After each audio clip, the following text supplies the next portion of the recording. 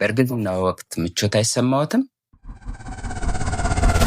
ሆዶ የተነፋና ክብደቱ እንደበዛ ሆኖ ይሰማዎታል?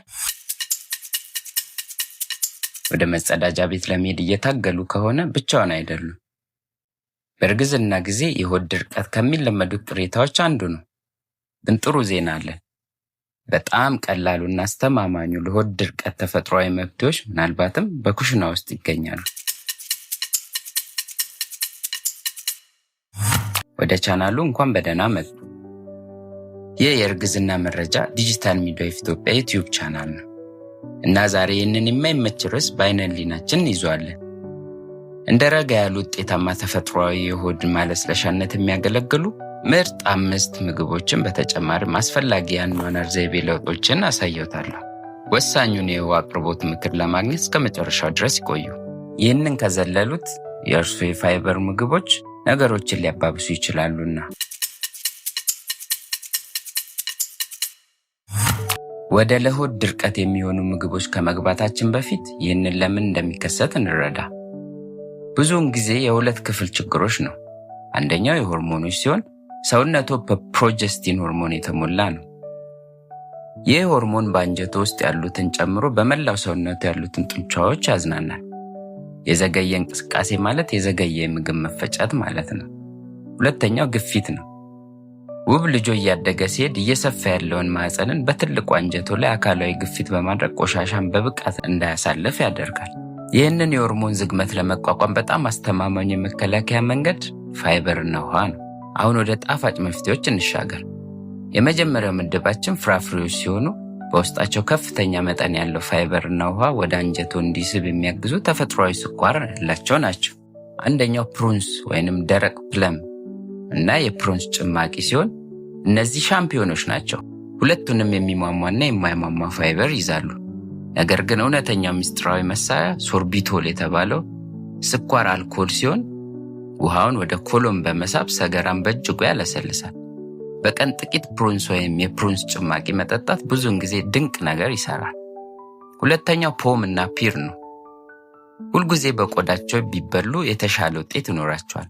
ቆዳው የማይሟሟ ፋይበርን ይሰጣል። እሱም ፋይበር በመባል ይታወቃል። የፍራፍሬው ብስባሽ ደግሞ ፔክቲን የተባለ የሚሟሟ ፋይበር ይይዛል። ይህም በምግብ መፈጨት ትራክቶ ውስጥ ረጋ ያለ ጄል ይፈጥራል። ሶስተኛው ኪዊ ፍሬና በለስ ናቸው። ጥናቶች እንደሚያሳዩት ኪዊ የሆድ ዕቃ እንቅስቃሴ ድግግሞሽንና ወጥነትን እንዲሻሻል ሊያደርግ ይችላል። በለስ ደግሞ እጅግ በጣም ብዙ ፋይበር ያላቸው ናቸው።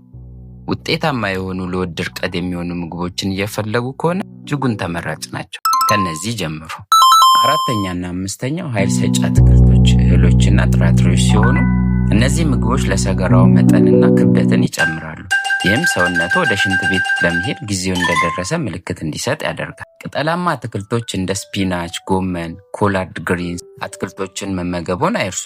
በፋይበር የተሞሉ ከመሆናቸውም በላይ ማግኒዥየምን ይይዛሉ። ይህም የሆድ መነፋትን ለመቀነስና የአንጀት እንቅስቃሴን ለማነቃቃት የሚረዳ ረጋ ያለ የተፈጥሮ ጡንቻ ማስታገሻ ነው። ሙሉ እህሎችና ጥራጥሬዎች ለእርግዝና የአመጋገብ ምክሮች ሊዘለሉ የማይችሉ ናቸው። እንደ ምስር፣ ጥቁር ባቄላ፣ ሽምብራ ያሉ ጥራጥሬዎች የዚህ ችግር ተጠቂ ከሆኑ ፈጽሞ ከአመጋገቡ ውስጥ ሊረሱ የማይገባቸው ሲሆኑ አንድ ኩባያ ምስር ብቻ ለዕለታዊ የፋይበር ፍላጎቱ ግማሹ ሊሰጥ ይችላል። እነሱም ሰገራውን ለማወፈርም ሆነ ለማለስለስ የሚረዱ የፋይበር ውህዶችን ይይዛሉ።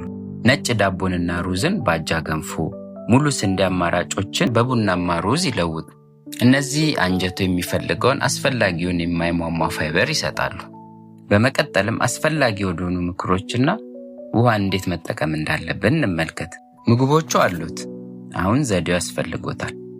2 ነገሮች ልዩ ትኩረት ሊሰጣቸው ይገባል። ቺያ ሲድ እና ተልባ።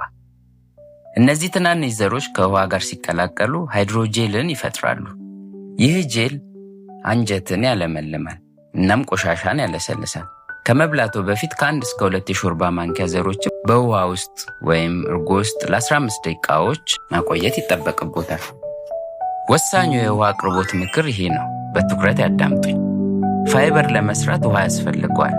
የውሃ አወሳሰዱን በከፍተኛ ሁኔታ ሳይጨምሩ የፋይበር አወሳሰዱን በከፍተኛ ሁኔታ ከጨመሩ ፋይበሩ እንደ ስፖንጅ ሆኖ ሁሉንም የሚገኝ እርጥበት በመምጠጥ የሆድ ድርቀቶን ሊያባብሰው ይችላል። በቀን ቢያንስ ከ8 እስከ 10 ብርጭቆ ውሃ ለመጠጣት መሞከር ይጠበቅብዎታል። በመጨረሻም 2 ቀላል የአኗኗር ዘይቤ እንቅስቃሴዎችን እንመልከት። የመጀመሪያ ፋይበርን ቀስ በቀስ መጨመሩ ሲሆን በቀስታ ይጀምሩ። በአንድ ጊዜ ብዙ ፋይበር መጨመር የማይመች ጋዝና የሆድ መነፋትን ሊያስከትል ይችላል። ሁለተኛው ቀላል እንቅስቃሴ ማድረግ እንደ 20 ደቂቃ የእግር ጉዞ ወይም አስተማማኝ የእርግዝና ዮጋ ያሉ ቀላል እንቅስቃሴዎች የአንጀት ጡንቻዎችን ለማነቃቃት ይረዳሉ። ይህም ሰገራው እንዲለሰልስ የራሱ የሆነን አስተዋጽኦ ያደርጋል። የሆድ ድርቀትን ማሸነፍ እነዚህን ኃይለኛ ለሆድ ድርቀት የሚሆኑ ምግቦችን በጥሩ የውሃ አቅርቦትና እንቅስቃሴ ጋር በማጣመር ማሸነፍ ይችላሉ። ይህ የበለጠ ምቹና ደስተኛ የእርግዝና ጉዞን ለማረጋገጥ ከሚረዱ ቀላል መንገዶች አንዱ ነው። ከላይ የተጠቀሱትን ምግቦች ቢጠቀሙም የሆድ ድርቀቱ ከቀጠለ፣ ከባድ ህመም ካለቦ ወይም ሰገራው ላይ ደም ካዩ ወዲያውኑ ዶክተሩን ማነጋገር ይጠበቅቦታል። የደም ማነስን ለመከላከል በእርግዝና ወቅት የሚሰጡት የአይረን ሰፕሊመንቶች ወይንም የብረት ተጨማሪ መድኃኒቶች የሆድ ድርቀትን ሊያባብሱ ይችላሉና ይህ ችግር በተደጋጋሚ ካጋጠመው ዶክተሩ የመድኃኒቱን አይነት እንዲቀይሩሎ ሊጠይቁ ይገባል።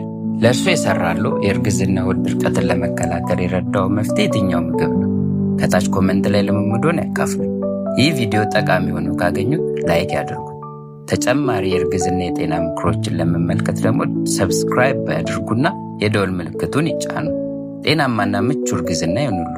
በሚቀጥለው ቪዲዮ እስክንገናኝ ድረስ ደህና ይሁኑ።